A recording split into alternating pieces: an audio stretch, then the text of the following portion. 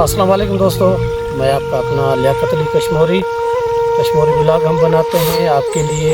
आपसे वादा किया था कि हम आपको आज़ाद कश्मीर, गिलगित बल्तिस्तान और KPK के इलाके घुमाएंगे और पंजाब भी। आपके लिए हम मेहनत कर रहे हैं और हम KP में अभी भी मौजूद हैं, कश्मीर से होकर आए हैं। इंशाल्लाह आज भी KP में हैं, कल भी KPK में हैं और परसों या तरसों हम निकल जाएंगे इंशाल्लाह पंजाब की तरफ।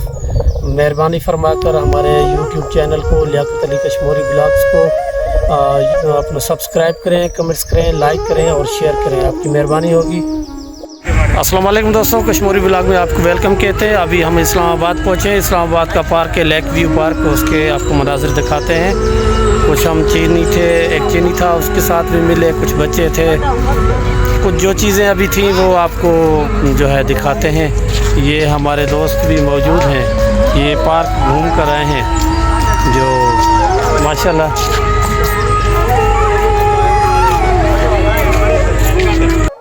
अच्छा जी, ये लेक व्यू पार्क के मनाजिर हैं।